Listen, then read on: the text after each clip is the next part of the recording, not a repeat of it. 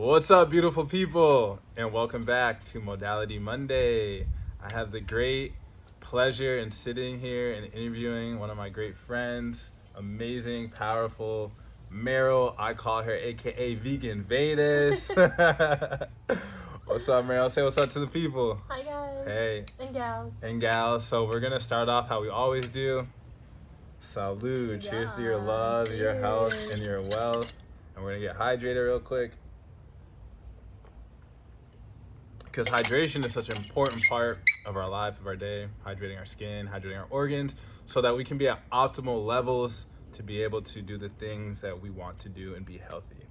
And speaking of health, Meryl is an expert in healthcare through food, through healthy living.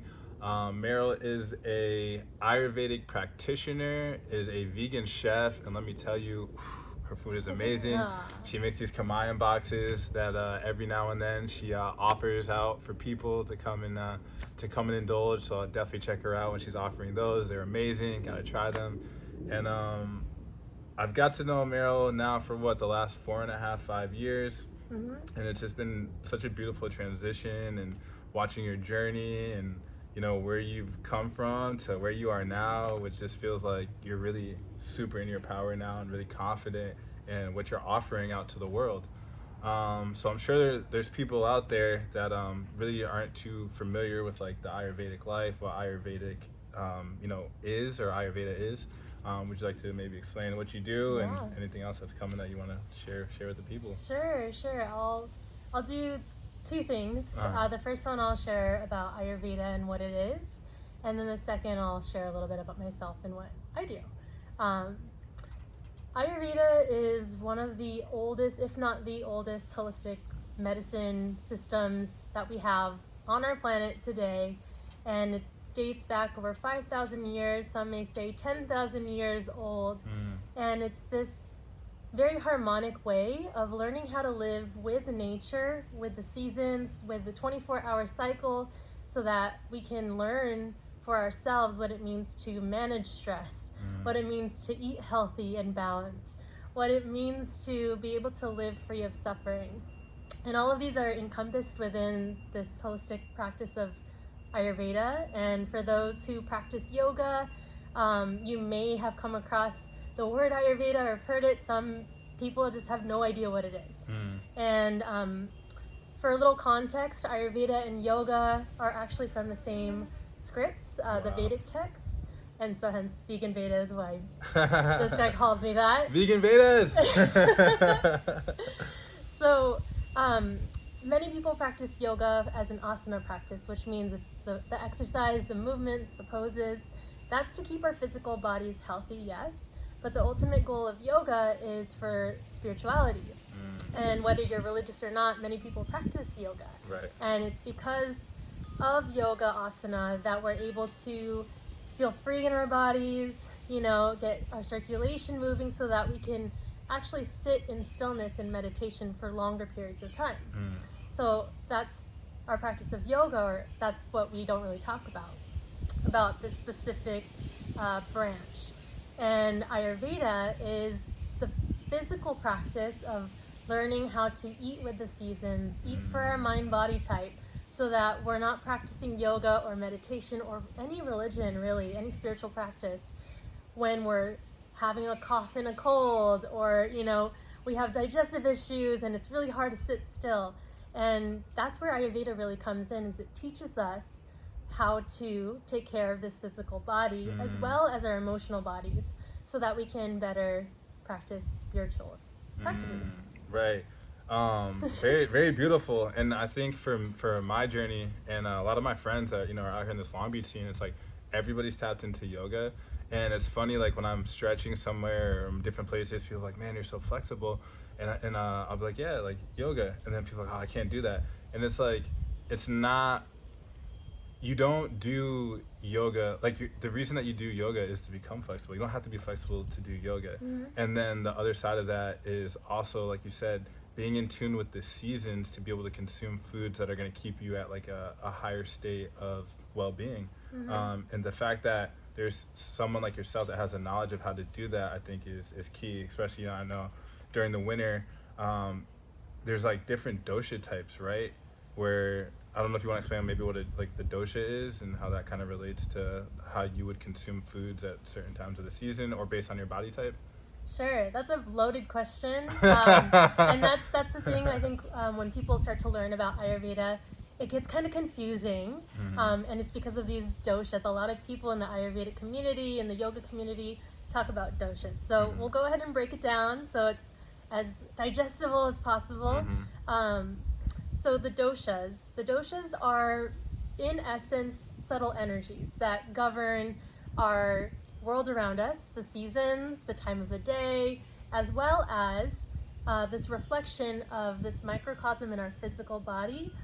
It also governs the functions of our organs, the functions of our digestion, our hormonal patterns, our sleep, our personality. So in Ayurveda, there's a principle that the macrocosm, our environment, is a direct reflection of the microcosm, the different systems that govern the organs. So all of the energies that govern the spring, winter, fall, summer seasons also govern our digestion. So there's that fire element, right, that takes place. It also governs our movement. So when we're practicing asana or going on a run, or for me, I like to surf. So when I'm surfing, right, there's this movement element that is governed by the wind. And then we also have earth that brings us stability. It also governs the way that our bone structure looks, right? And then we also have water, which of course is a huge component of our body. Water. Shout out Kangaroo Water. That was too easy. That was too easy. And then the last element that we talk about that easily gets missed is ether, or space. So none of this would exist if there wasn't a space or a container for it all. So your physical body is a container to hold all of this microcosm universe, which is very esoteric, but in a very science-based. It's your digestive system, your endocrine system, your nervous system. It's housed in this body of ours. Right? And then so same thing with our environment. None of this would exist if it didn't have a space plane to exist on. So with all that being said, our relationship to the world around us, which also includes the foods that we eat, the relationships that we share, the television, the movies that we watch and intake through our five senses, are literally, in Ayurveda, there's a word for it. It's ahara. It's food. Ahara is not just food that we put into our body through our mouths, but also through our five senses. And Ayurveda teaches us how to build a healthy relationship with our macrocosm environment through the doshas, by understanding what physical constitution we're born into, so that we can better know ourselves first and foremost, and then better understand why we relate to the world around us the way we do, and also how we can relate in a more harmonious way. Gotcha. And that's also very unique to every individual, not just because it's like your dosha is a ratio that you're born with, but also because of nurture. How were you raised, right? So a lot of our tendencies will come out. I always like to use like social tendencies. What kind of personality traits come out most when I'm around people who are I'm really comfortable with, that remind me of a loving, nurturing space, or certain family members I grew up with that I just like couldn't stand, right? And why did I react those ways as a kid? The nervous system starts. How did I relate to them, right? And a lot of our nature helps us to better understand our nurturing environment as a kid, and everyone's circumstances are so different, but also how we relate as an adult to the world around us. So that's like the long answer. Right. To Beautiful doshas. explanation. I mean, I learned a bunch of new things with what you said, and how what's kind of like coming to me and resonating with me right now is that a lot of this kind of ties into astrology, right? Knowing that when the universe is aligned a certain way, and you come in to this worldly plane, it's set up a certain way, and since it's set up a certain way, there's different ways that you're going to correspond with the macrocosm based on when you came in here. And to me, all of this goes back to knowing yourself.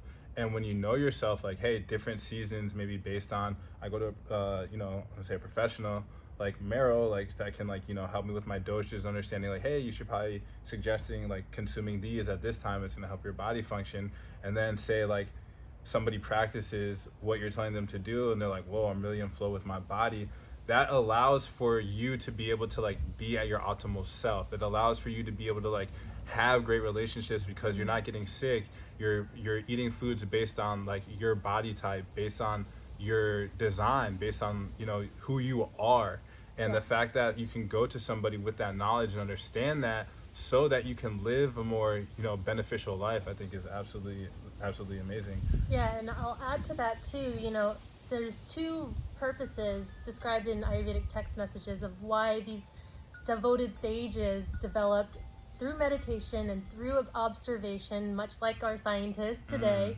This observation, a very science-based method of understanding how to take care of our physical bodies. Right. The way that Ayurveda shows us how to take care of our bodies are two ways. One is prevention, which I'm a huge pusher on people, like prevention, like why I've seen so many of my close family members, and this is like a huge motivator for me even now to get into holistic medicine, is that I've seen so many of my close family members and friends of family members pass away because of chronic health diseases and things that were 100% preventable.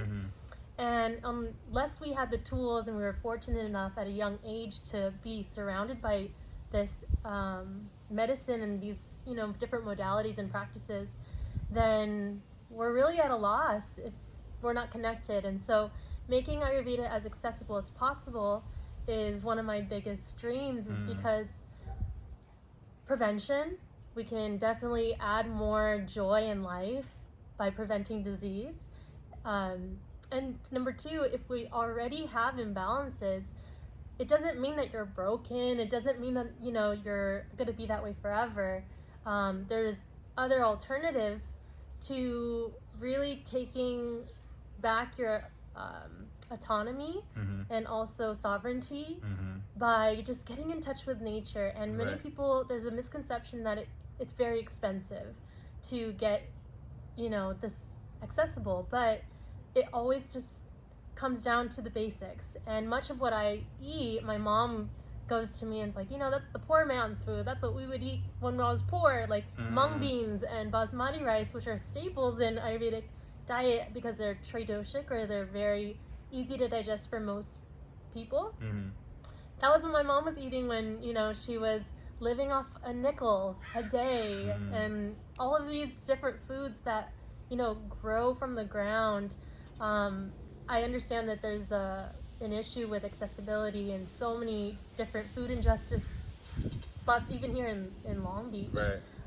But by even learning about like the different herbs that grow as weeds around our environment that are super nutritious, and just a little fun fact that I learned on a foraging trip. I was just about to bring up a foraging. Yeah. So there's a naturalist out in the San Bernardino Mountains that said that 70% of food waste is actually in our mountains because it grows wild out in the mountains. But because we don't have that knowledge or the access to those places, even transportation, or just like a lack of connection to these resources, we won't know, right? So we think that going vegan or going vegetarian or practicing Ayurveda is like, I really want to say this, but like, only a privilege of the white folks.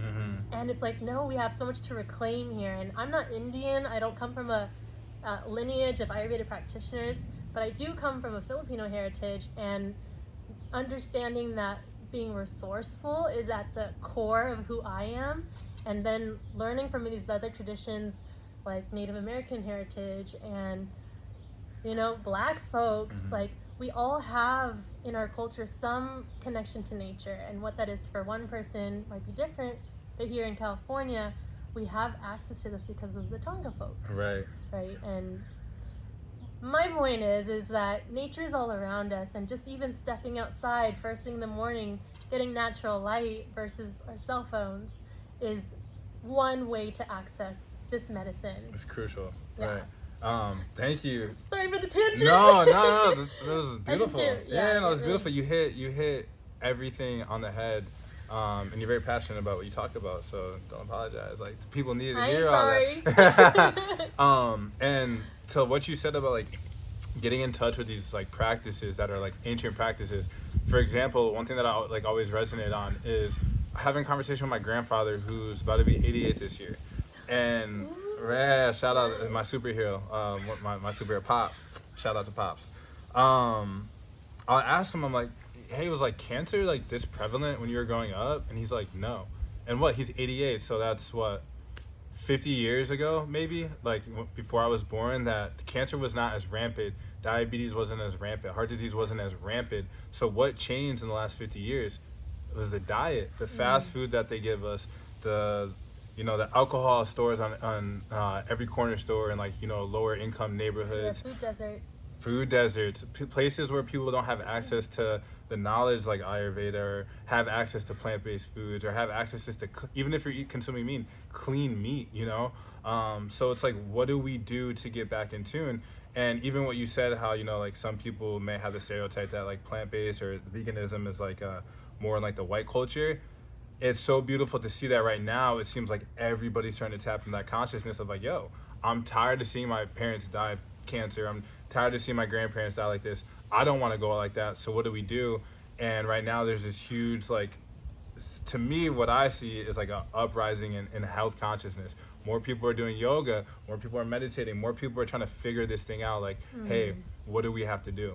Yeah. And with that side of it, I know we talking about plant-based diets and vegan. You're also a plant-based chef, right? So what has that journey been like? How long you've been plant-based, and what has that done for your life? Yeah.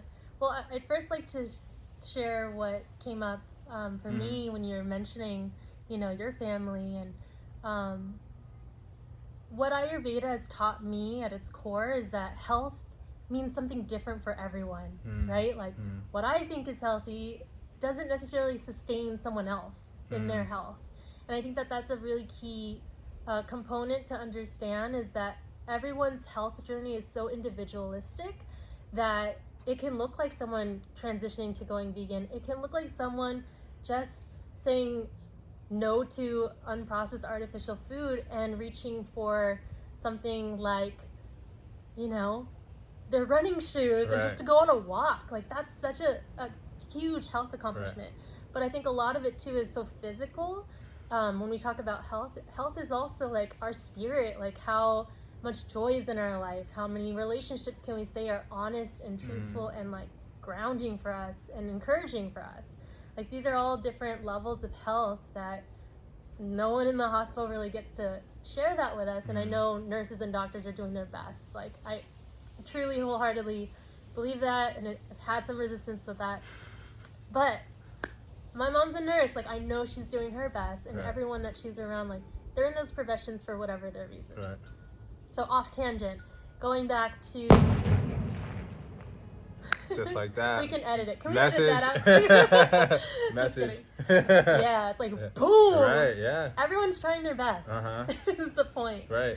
And so, when it comes to health, for specifically nutrition-wise, Ayurveda and vegan, vegetarian, all of these different ways of eating are at its core teaching us how to learn what is most compassionately aligned with our body. So let me just say that one more time. These different diet modalities, Ayurveda, vegan, vegetarian, they're teaching us different ways of how to communicate and relate to food and our physical bodies in the most compassionate way. Even yoga. Yeah. Yoga literally means union or yoking of the body, mind, and spirit. But the body is just beyond this physical. It's everything. It's our environment as well. We're inseparable. That's at its core. And so, I come from a background of chronic dieting, yo-yo dieting, specifically of going keto. Before it was called keto, it was called freaking Atkins diet. Diet. Everything and anything in the book, even all the fasts, like the juice fasting, water cleanses for sure, like there's a time and place for that. But when I was doing these types of cleanses, I didn't have the knowledge to do it in a time frame when I was feeling nourished. I was already heavily depleted doing certain cleanses, and all kinds, man, like, trust me, all kinds of cleanses. Even the ones where you'd, like, force yourself to drink a bunch of salt water so that you go... I've heard of those, yeah. Yeah. Don't do that, you know, unless, like, there's some harmony to it. But for me, I was so depleted, doing all these excessive things, and I was left feeling the most depleted that I'd ever felt. And I knew that, you know, my definition of health wasn't to feel that way. Right. And it also wasn't to deprive myself of joy and pleasure that I get as being a plant-based chef. Right. And first it started off with me, you know, doing my best in the kitchen to pull some ingredients together. And when I started learning about the medicinal benefits of spices, I noticed that even my oatmeal tasted like curry, you know, like everything had to have all of the health benefits to it because of this very excessive and aggressive and restrictive mindset that I was still learning to understand and heal. Mostly understand. And Ayurveda, through learning about my body type, taught me that, okay, maybe like we played that game for too long. Maybe I'm somewhere in the middle. Maybe health for me means being stable between the extremes. Right. And that's when I made that connection mentally, it started to translate into the foods I prepared. So I'm like, okay, well, maybe everything doesn't have to have turmeric, cumin, and coriander and fennel seeds and everything. What if I actually cooked for myself to feel pleasure and to have like a sense of like, ooh, I like that. Not like, ooh, I need to do this because I need to lose weight, or I need to look a certain way, or I need to, you know, heal this, and this. Right. I think so often in our community of like even yoga community and spiritual community, we're like playing the fix-it game so much. And even if we have chronic imbalances, what I hear most often with my clients is, oh, I don't feel like myself. Oh, like, I wish I could get back to what I used to be. I'm like, well, what is that? Like, what is that used to be? It's like, and unpeeling the layers, we're always coming back to health. Health is our true nature. Right. And again, it takes time to like dive into what health means for everyone at its core, but it's really like who we are deep down inside. And when disease arises or chronic imbalances arises, it's because of disconnection. Right? And so harmony and balance is what we're always striving for, but it is our true nature. And being able to use tools like food and use tools like community and use tools like, you know, getting out in nature, these are ways that we can start to peel back the layers and start to understand, okay, this is for me, this isn't for me. There's no good or bad. It's just this isn't serving me and this feels good, and so I'm going to keep leaning towards that. Right. And even then, it might be good for you in one period of time, but it doesn't mean it's going to be your all-in solution for the rest of your life. Right. Because you're constantly shifting, and so should your diet, and, you know. Right. We were just talking about that earlier, and I know for a long time I was sharing with Meryl, and I shared this in one of my previous plant-based videos, was that as I was going plant-based, like, I started developing friends who were like, you know, ride or die, like, just locked in. And then I started getting to the point where I'm like, I can't sit here and say I'll never have certain foods again, like meat or things like that. Do I see myself needing to at this point or ever? No. But if my body calls for it, then, you know, I'm going to make sure that I get ethically sourced and make sure that it's good to go. And for a long time, you know, I was like so worried about saying that, like, people are going to judge me. And then I realized, like, the only thing that matters is how I view myself and my morals and my intentions. And so the fact that there, you know, is knowledgeable practices to go deep enough to figure out, like, hey, why is my diet now not, or even the realization of having the awareness of, hey, I think what I'm eating is affecting my crappy moods right now, is the start to, okay, what do I need to change so that I can be at an elevated state? And then you have, you know, practitioners like Meryl that can help you with that. So if someone wanted to, like, learn more, you know, they come for you for a consultation, like, what does that look like for someone that maybe wanted to tap in just to learn more? Like, Yeah, sure. Well, I don't just work with anybody and everybody. Usually, the folks that come to me are wanting to already make a change. Like, they've already made so many changes, and yet they still feel this disconnection with themselves. And it's showing up as signs that their body is showing, like digestive imbalances.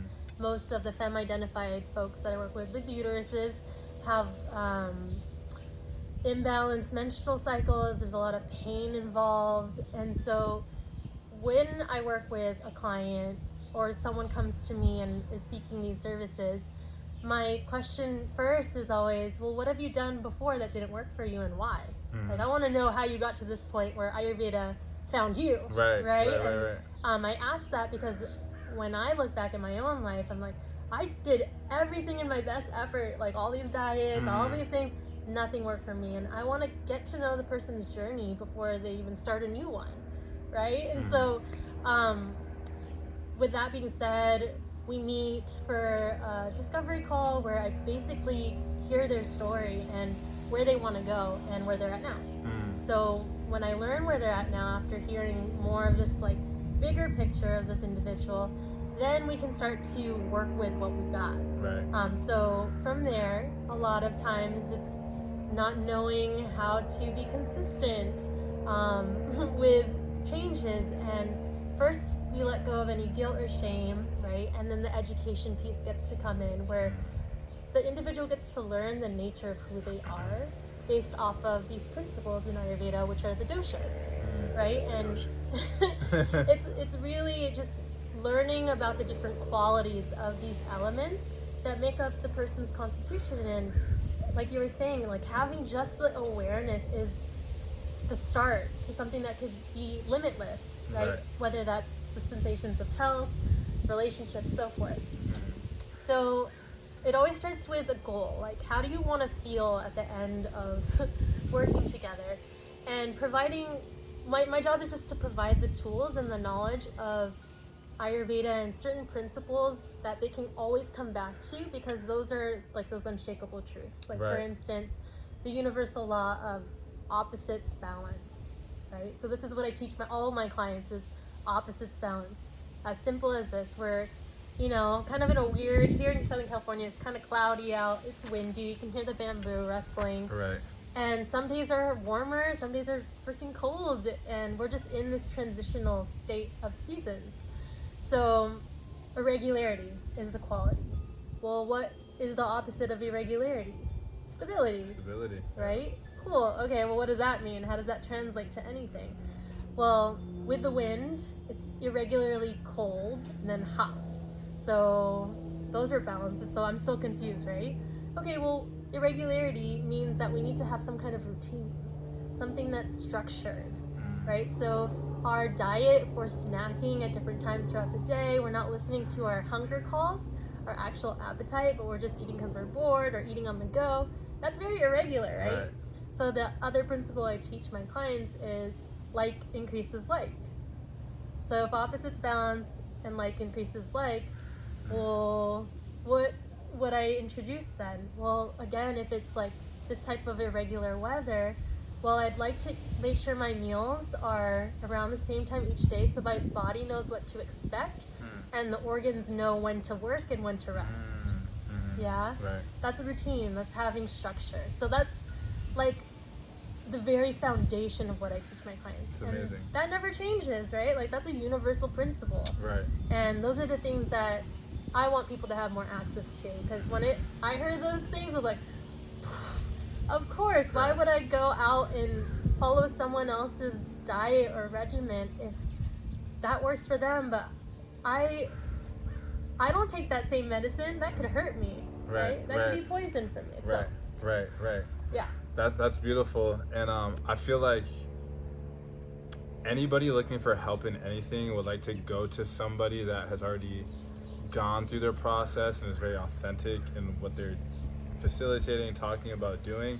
And since you shared, like I went through the journey of like trying all these fasts, trying all these diets, and like in your head you're like, I'm doing all this and maybe I'm getting the physical results that I want, but I feel like crap. Oh yeah, don't get me wrong. I like physically, I was like hot shit. I was like, oh yeah, I look so good in these clothes. I'm looking at it right now. But what's the point if I'm miserable inside? And Right. I was depressed, heavily depressed, and I had the best looking bod in my eyes, like that I could probably have. But at the same time, I was like, it's not worth it. And that's Right. where a lot of yo-yo dieting comes, right? Is we're trying to live up to a specific image that was fed to us, and maybe like a rotten seed that was planted that was left us feeling achieving a unrealistic goal. The programming. Yeah, and that equals health.